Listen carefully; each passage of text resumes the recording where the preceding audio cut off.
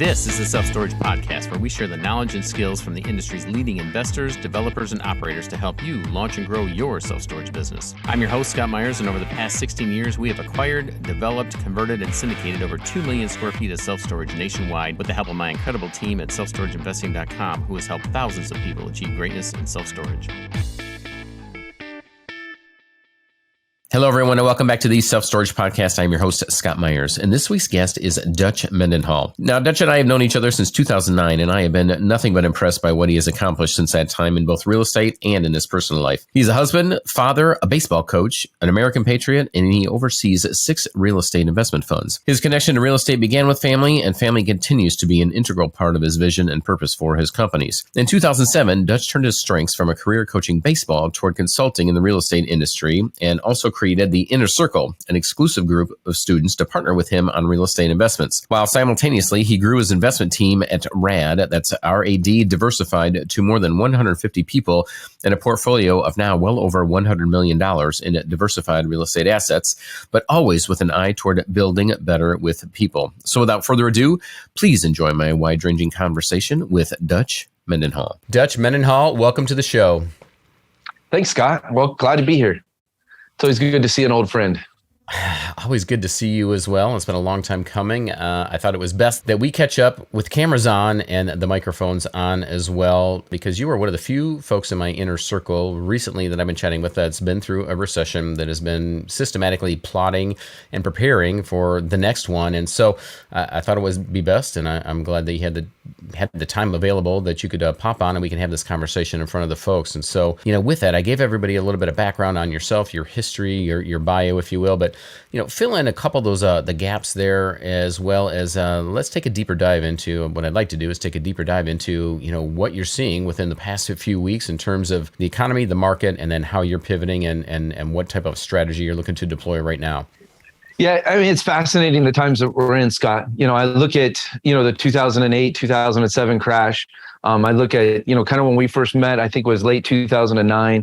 And so we've kind of been through this before, and we've seen, kind of the aftermath. 2020 was a crash, and then, 2021 hyperinflation. So we went through 2 pretty extreme economic cycles back to back. And now we're going back into kind of them trying to rebalance or force rebalance everything, from the Fed, which I always think is crazy when outside forces try to force an economy that can naturally correct and adjust and shift itself. It's never the best, but it comes back to my base philosophies. But for me, who I am, I'm a Christian man. I believe in people. I believe in the grasshopper and the ant philosophy, and so if you go back to that age-old cartoon of the grasshopper and the ant, I'm a little bit more of naturally a grasshopper, in the sense that, like, I want to run, I want to take it down, I want to eat, pursue, and I go. But I think even seeing that as a kid and seeing my own parents, I always started to there's always another part of me that began to default to preparedness.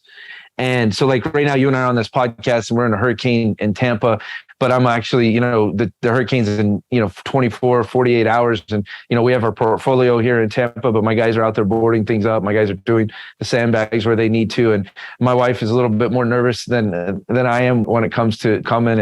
And so for me, it's always about being prepared, because when you're prepared, you don't have to make rash decision when emergencies happen. And when emergencies happen, you take action, you make move.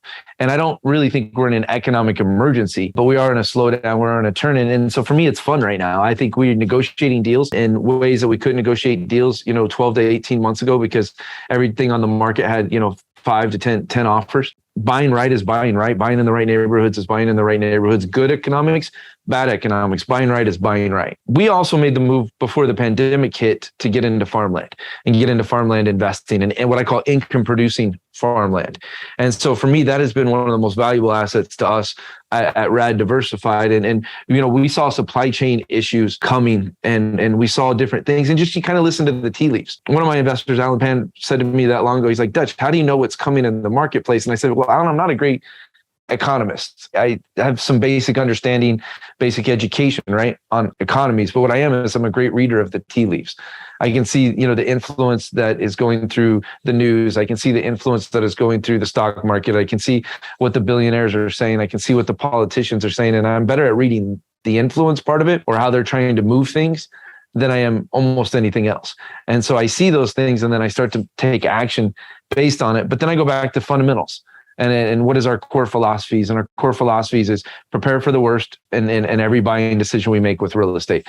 Every property we look at, what's the worst case scenario, most likely best case scenario. I might have learned that from you 20 years ago. I don't know. Might not have been 20 years ago, 13 years ago. I'm going a little too far. We're not that old yet, Scott. No, please don't age me any more than I'm already seeing and feeling these days. I mean, you do have adult children now. Isn't that crazy? Let's touch on one of the pieces that I wanted to kind of pull a thread on, Dutch, is that you're absolutely right. It's one thing, and there's a varying degrees of experience in Storage Nation that's listening out there, and we are storage focused folks. But as I've continued to impress upon them, they need to take a step back and see what's going on in the economy in the macro sense, and look at other asset classes and other forms of real estate. Looking at the handful of economists that we follow that have been fairly accurate in terms of their predictions and have been through 2 or 3 recessions in the past, but you've taken that to, I think, a little more of a systematic approach and level, and that's just because I know that's your DNA and that's your makeup. But things like looking at farmland and some of these other macro trends, you're one of those few people that you understand what your lane is, but you're not afraid to go outside of it when you see some of these other macro trends that are at play, that being one of them. So staying focused and understanding exactly where you need to be, but then being opportunistic. Tell me, you've got a diverse team. Is that a result of building and bringing on a team of folks to be able to not chase shiny objects, but to be able to be opportunistic in the marketplace? How are you able to deploy that strategy in the market yet still stay focused?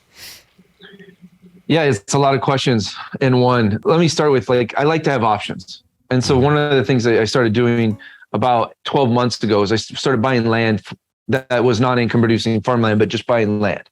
And I could do self-storage with that. I could do new construction with that. I could do condominiums. So there's a lot of options. We've been doing we've done our first RV and boat storage, right? It's a property off of Highway 19 here in Florida. But, we're diverse, I think, because I've always found that great people are more important than great markets. And that's kind of hard for a lot of people to understand, because everybody's always asking, well, Dutch, what's the next marketplace RAD Diversified wants to go into, right? And we're in about 5 different cities that we're running pretty strong real estate in constantly. But what I've always said is, if I find the right person to help me run or lead a market, to do acquisitions, to help run and lead a property, it's sometimes more important than the property, sometimes more important than the marketplace. So finding great people.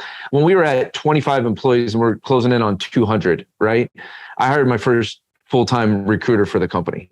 I've always believed that amazing people, recruiting amazing people, giving amazing people tools, helping amazing people improve, get better, become stronger is fundamental. And so by diving into the development of our people and our team, it's very important to me. And so I look at people. We're diverse, I think, just because I don't really think about whether someone is, young, old, male, female, ethnicity, even though we've battled the pay gender, gap thing is something, we've actually, took a look at as a company to make sure, we're creating balance. And we look at, hyperinflation. I mean, it's a difficult conversation to say, hey, everything costs my people 10% more, but a 10% raise is kind of a huge raise across the board for your team and your staff and your people at your company. But we're looking at that, this coming, January, we're looking at doing a company-wide raise for the first time, because I think with inflation, we kind of feel like we have to. And that's, you're talking 200 employees, a 10% raise it's like hiring 20 new people overnight, which is, expensive. Well, one of the things I've admired about you, Dutch, is your ability to not only lead, but then the way that you really pour into your folks. And you've been able to do that really at scale for one person with that many employees to be able to have everybody in your organization understand very clearly what your expectations are, let alone your DNA is. You've done this better than most people that I know. And so building a team is extremely important. We've talked about this several times in several podcasts, and our folks out there have heard us talk about this. But I'd like to hear from your standpoint. Tell me maybe perhaps some of your secrets, or maybe even just your basic philosophies around how to hire the right people so that they understand and they get to your DNA, and then how do you continue to impress that upon them so that everybody's rowing in the same direction? Yeah, there's some important things for me, right? Like integrity is extremely important to me. Like if a great example, like if we had an employee stab another employee in the back, which you happen in a corporate world, we've all worked in corporate environments where there's the back and forth, or there's political things and those kind of things, that'd be, pretty close to cause for firing, right?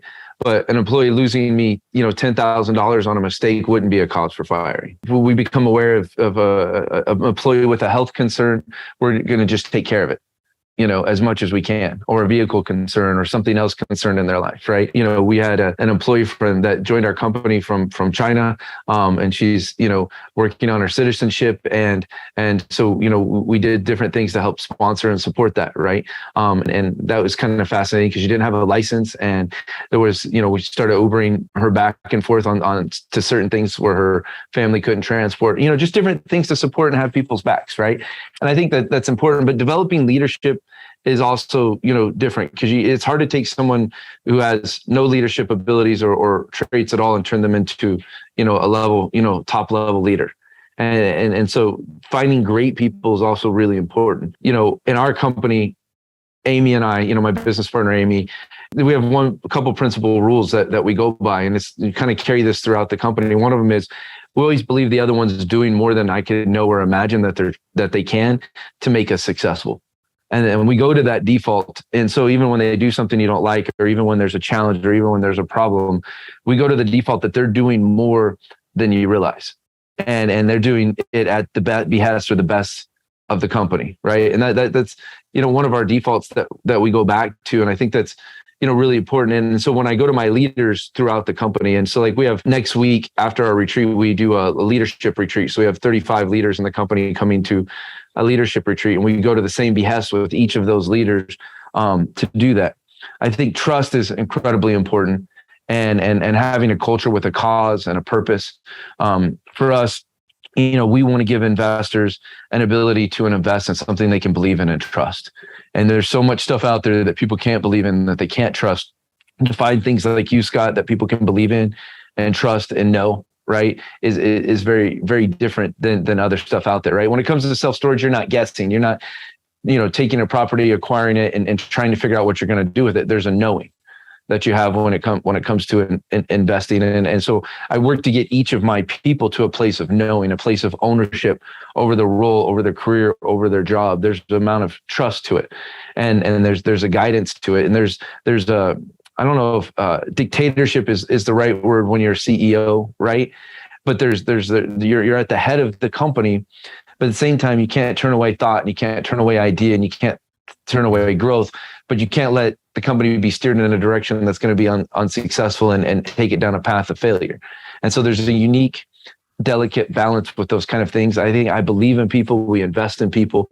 I remember one time we were the soccer capital of real estate investing. And what I mean is we had a ton of soccer moms and dads that worked in the company. We had people that left, every day at 2:30, a ton of people. We had people that were having to travel an hour to take their kids to club sports. We had a bunch of those kids now play Division I soccer, and even some of them play on like U.S. Olympic development teams and stuff. And it was pretty wild there for a little while.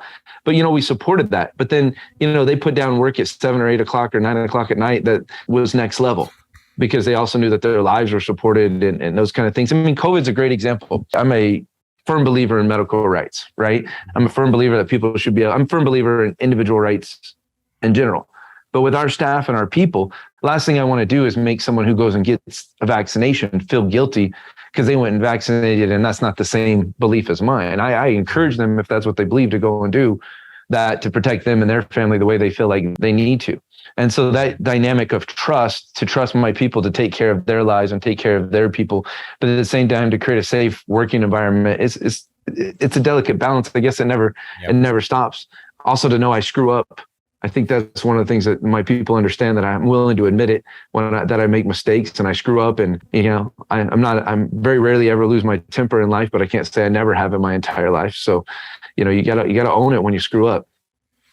Well, I think, when we offer grace to folks and your followers, your staff, the folks that you are shepherding, if they see that you offer grace to them and that you admit your mistakes, because we are all sinful in nature and also make a lot of mistakes. It's just how you handle those that sets you apart. And a couple of things that I wanted to unpack there that you said, Dutch.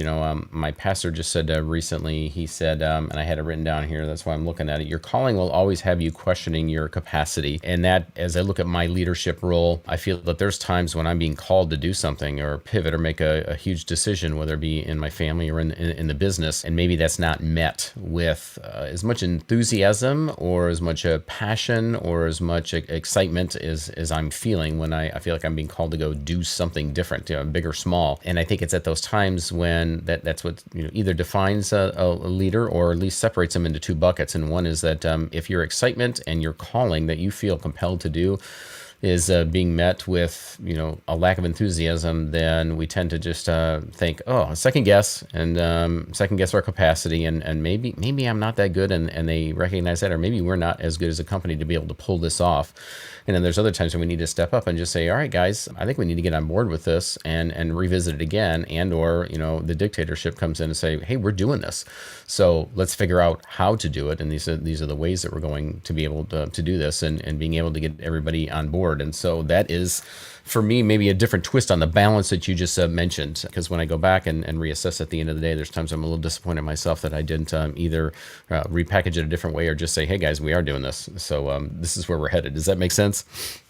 Yeah, I mean, I think you're so right when it comes to the journey that we're on. Like for a while, I really fought being in real estate. I really didn't want to be in real estate. And I even did real estate for a while because I knew there's, money and there's a path to money with it. But I know that I was called to be a real estate leader. I know I was called to build the funds that we've built, to make the impact we've built. But at the same time, I fought it.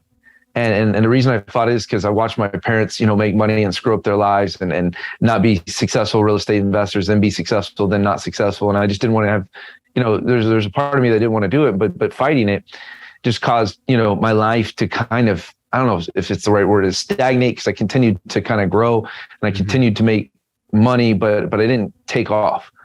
And the moment that you're in flow, you take off. And it's fascinating, but you have to use discernment to understand your calling, because sometimes you could be pulled by the wrong things. And if it doesn't align with discernment, it doesn't align with the right principles, then you're not being called in the right direction. You got to be able to have those lenses to be able to see the difference between the two. And that's kind of the navigation that we're on is we have to be able to see through the things that people don't see, and as we go through the navigating of success and the journey of success, like right now is a great example. I'm probably in some ways in my business tightening down on the reins or pressuring in different ways more than I have in a long time, because I see how great this economic opportunity of right now is. And so, I'm putting more pressure on my marketing teams, putting more pressure on my sales teams to raise more money, because raising more money lets us go acquire more properties, putting more pressure on my acquisition teams to bring me more deals, right? And I'm probably pressing more than I need to, as well as I also know when I sit in my quiet time and I pray about it and I let, the thoughts come to me, and I do a lot of floats. I don't know if you ever floated or done like the deprivation tanks. They're great. Great. You should try them. It's like a completely dark room, no sound. It's like a salt water, and you float on the salt water. It's something you do it for an hour, and you go through a lot of journeys in that hour, and you don't know how long the hour is because you don't have a clock on, right? But it's something I do to mentally help myself when I'm pressuring too much, because it helps me release some things that I need to release, right? And helps me make decisions about things I need to make decisions upon too. And so, I also know that like right now I'm in, we're in very similar industries, but we're also in very different industries all at the same time, and where I'm at in the Reg A industry, which is, we are the type of investment fund we are, right?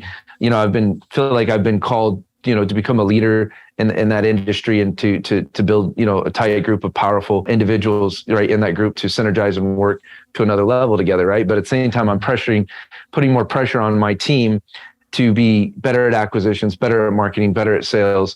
And I'm doing KPIs, in a hardcore way, harder than I ever have been, hitting my accountants harder, my mortgage people harder than I ever have been, that are, internal to the team. And so I'm pressuring all of these different pieces, but I'm putting more pressure on all those pieces because I'm more aware of all of those pieces, because I have better reporting than we've ever had as a company. But at the same time, my calling is over here.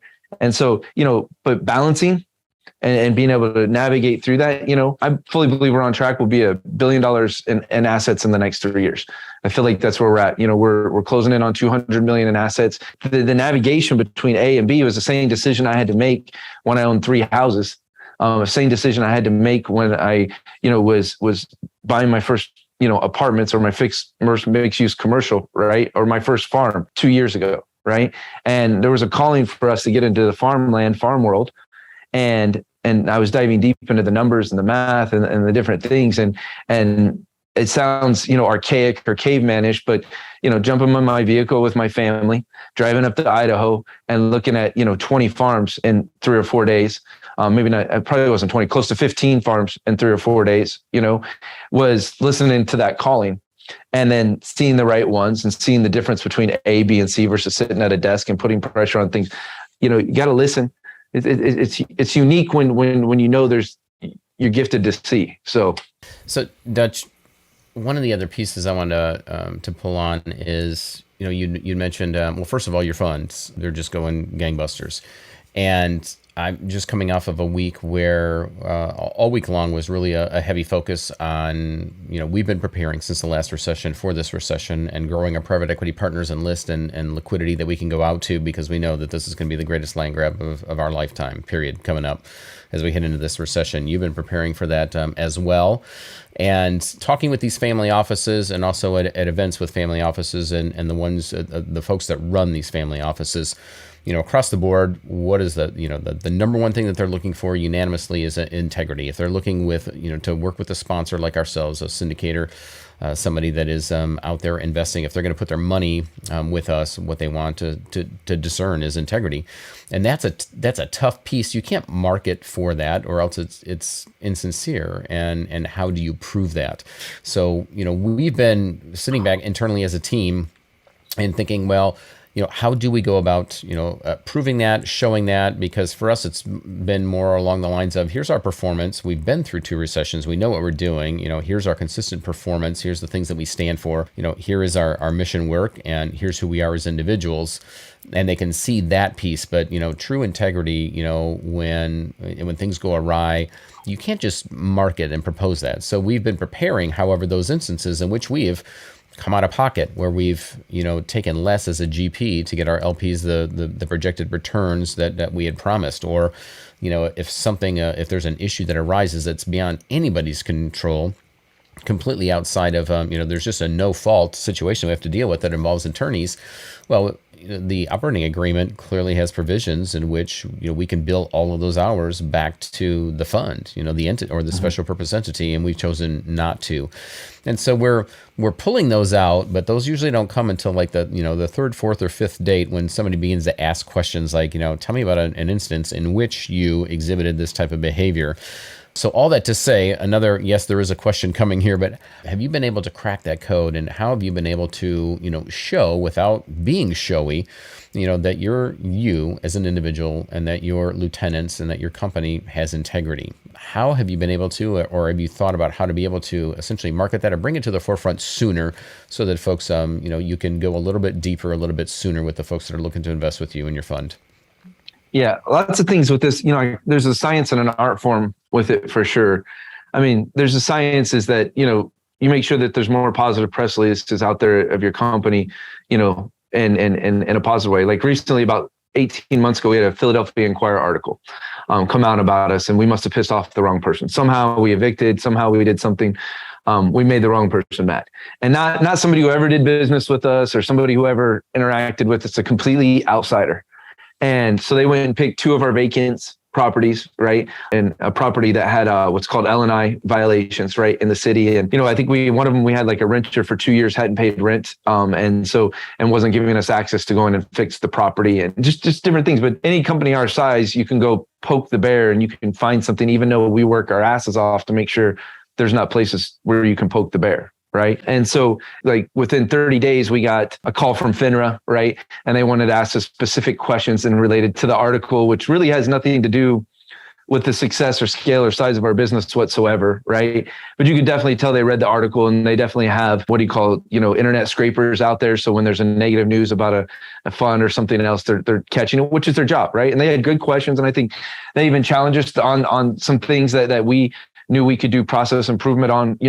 A great example, like we hired our first, third-party appraisal company of all of our evaluators, right, to evaluate all of our assets, so that we're not doing any of the evaluations of our assets. And we were following our investment fund rules that we had laid out and submitted to the SEC.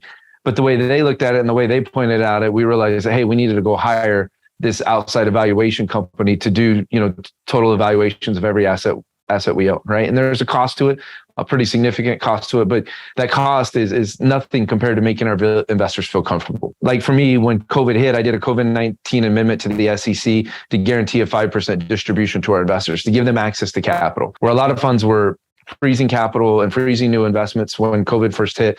And people forget what 2020 was really like when this thing first hit. It were some pretty dark days economically throughout the United States. And in real estate, the whole industry just kind of froze.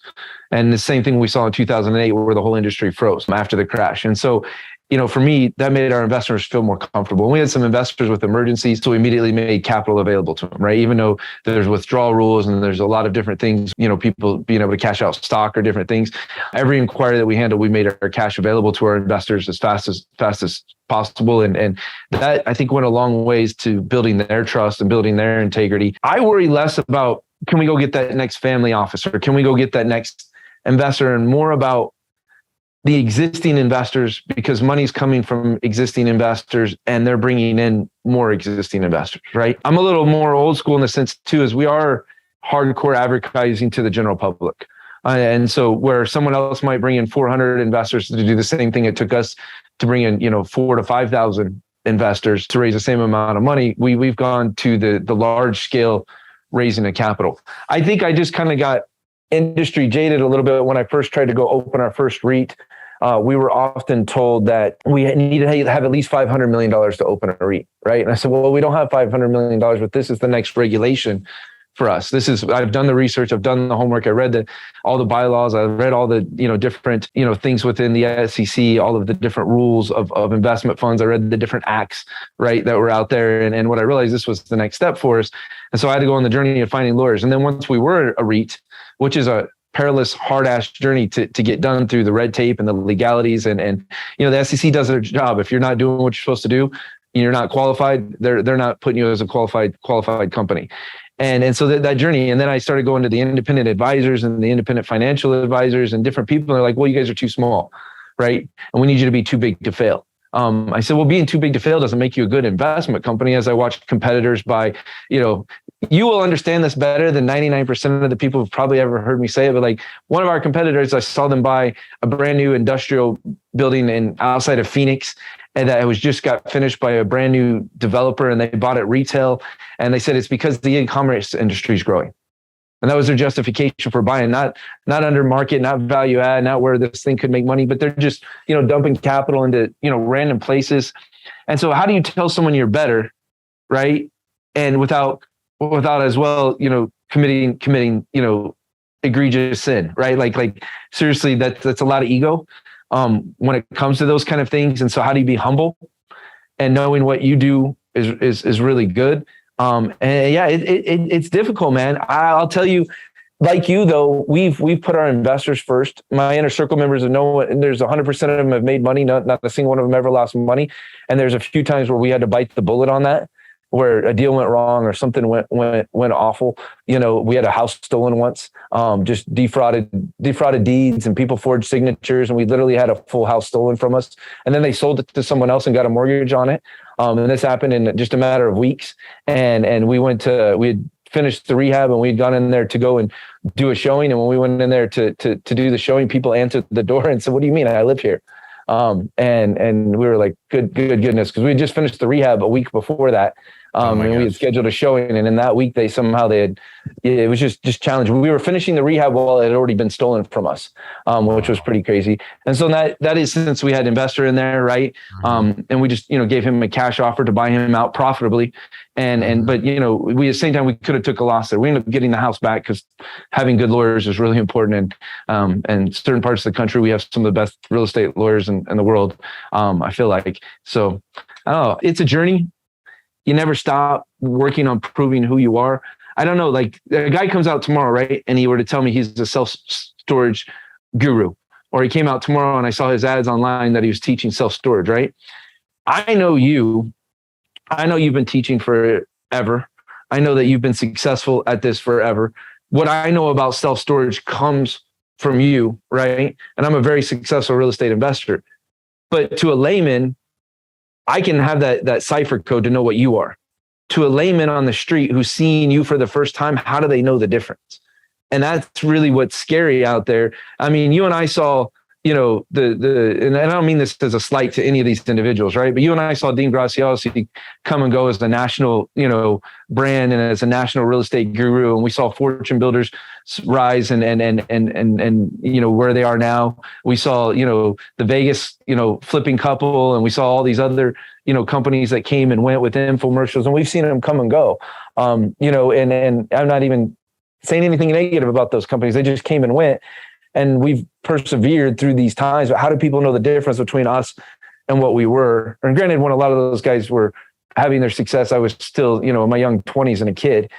But to see them come and go, or you see the guy here's another great one, the guy who's a sales teacher, right? Who's now, one of the leading real estate thought leaders in the world. And I'm like, up until 3 years ago, you were a sales teacher, and now you're a leading real estate, guru.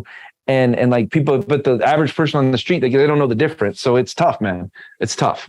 Well, that's why, you can't do it with marketing. There's a lot of folks that are projecting themselves to be something that they aren't and achieving it by way of marketing. But integrity is one that you just can't project. It's not a message that you can get out there. And I wasn't looking for any magic wand or silver bullet, but we just know that is something that is very. I mean, we're trying to tell that story. That was my best way of giving you a hug and saying, I get it.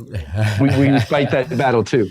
Fair enough. And I guess that's all I needed at the end of the day, if you can't provide more than that. But I get it. And that is, at the end of the day, once again, you continue to just put your nose down and do what you know best. And then referrals and the folks that you've done well by along the way, they are your best referral source. And that speaks for itself and volumes. And as you said, I think your tenure in the business too, that also speaks. There's a whole lot of folks right now that we're going to see, just like we did back in 2008, where, they were rock stars from 2004 up until that point, until the market crashed, and then they were gone. And we're going to see that same thing again, where now the economy is going to get tough, and a whole lot of folks that look like they were rock stars, from 2009 up until this point. Well, 50% of their success was due to a market that we've never seen before. Not necessarily that they had good fundamentals, or that they were very good at business. And again, to your point, no slight to anybody else. But let's face it, I also credit a large amount of our success and our exits with multiple commas and zeros behind it to a great market. But we also have pretty good fundamentals, and a large amount of that is success is a result of our systems and things that we put in place. So Dutch, as we wind down, once again, I want to thank you for your time. And so I don't have an agenda or a last question for you. And you've got a vast amount of experience on this side as well. So I'm going to do something I rarely do and just turn the tables on you. And, what is it that you would like to leave Storage Nation with regards to where we're at in this economy, things that you've seen in your vast career in investing, or to put a cap on anything that we've discussed so far? The floor is yours.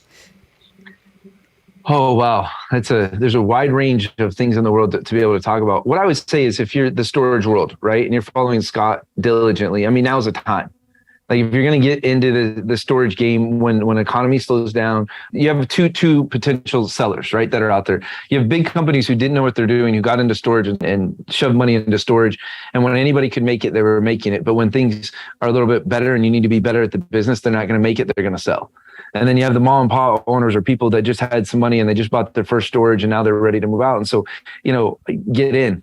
And I would say that's important. I think the second thing is, and we are, right, as a company, we're looking at storage in a way we haven't looked at it in close to a decade, right? And not because there wasn't good times for us to look at it in the last decade, but now is that time, just like after 2008, 2009, 2010, 2011 was the time. And so we're looking at it strongly. I might also say, people forget all day long, go get money, raising money, bringing money in, right? I tell you that every piece of real estate I buy, I say, is acquiring more money. I say every piece of good real estate I buy can help me acquire another investor. And I think the journey of money in this game never ends. And so, I think those are important components. I would say, learn and act, keep learning and acting. And I think it's important. Don't allow what anybody else does in the world to take you away from, what you want to do. I think there's a journey of Scott could tell you, when I first got into the industry, I was the kid, right, who had a lot of dreams and a lot of beliefs and a lot of hopes. And I happened to be lucky enough to be blessed enough to be behind the scenes with a lot of thought leaders and a lot of gurus. But there was plenty of them that didn't do real estate. And one of the reasons I was always attracted to Scott is because he was the real deal and did real estate. And for me, that, to me, I realized was going to last. And so in every act that you do, every piece of real estate you do it right. Sometimes it's a little bit slower. Sometimes you're going to eat a little bit of ched for it, right? You're going to have to eat it. But at the same time, do the right, and the long term you'll win. You do what's overly profitable in the immediate moment. You might have a momentary gain, but you will lose, and you will lose poorly in the long run. And I would like to say that I had the foresight to be able to do things right all of the time, but like, I'm human and I make mistakes. But over the years, I learned, and I have always been able to see between the tea leaves, and even see my own tea leaves of when I didn't do things right, or I made the wrong move, or I made the wrong decision, and then learn from it and move on. And I'll tell you, you have to look up to people. There has to be people you look up to. And if you don't look up to the right people, if you don't look at their lives and what their lives are looking like, if I am plenty wealthy, Scott is plenty wealthy, guarantee it. But, Scott flashing, a jet in your face or diamonds in your face or different things isn't going to do anything for you. It's fascinating how many people, like, we're at 17,000 square foot office in Florida, 14,000 square feet, about 35,000 square feet total as a company between our different offices. And it's so fascinating as people walk into our offices, a lot of the times they're like, congratulations, man, this is amazing and awesome. And I'm thinking to myself, an office has nothing to do with the success of our company. The testimonials, it's the deals, it's the real estate that we've done. But people, you get distracted by the stuff that's unimportant. And what is important is what's real and what's been done, because you can't do anything beyond what's already been done. That's all there is up till today. But everybody talks about what they're going to do someday isn't the truth of what is now and what they've done. And so, for me, I would just take a look at what you are and what you're doing and the daily actions that align with that. So I hope that was good for Storage Nation. I reached in there. Well, multiple nuggets and value bombs dropped. So once again, appreciate you, Dutch, and always good to spend time with you and catch up. And I'm glad we were able to capture some of that conversation with our folks here, just to hear your philosophy and thoughts on even just a glimpse into how you built the organization that you've built, both on the real estate side as well as on the private equity side, because it does take, you're right, it's an art and a science, and there's skill sets in both areas and both arenas. And having good leaders underneath you and being humble about it, and all the things that you mentioned right now this is kind of a mini masterclass on how to build a successful real estate investment organization. So, Dutch, appreciate your time and looking forward to round two. Hopefully we won't wait so long before that happens. For sure, brother. Well, prayers for our team here in Florida that are working their butts off to make it through this hurricane, and every person and people that are here in Florida and surrounding areas. But thanks, brother. God bless. 100%. Thanks so much, Dutch. God bless you as well. We'll talk to you soon. Hey gang, wait, 3 things before you leave. First, don't forget to subscribe to the Self Storage Podcast and turn on your notifications so you never miss another episode. And while you're there, please leave us a 5-star review if you like the show. Second, be sure to share your favorite episodes and more via Instagram, and don't forget to tag us. And lastly, head to the links in the show description and hit the follow and subscribe button on Twitter and Facebook to get a front row seat as we grow and scale our business and bring you along with us. Take care.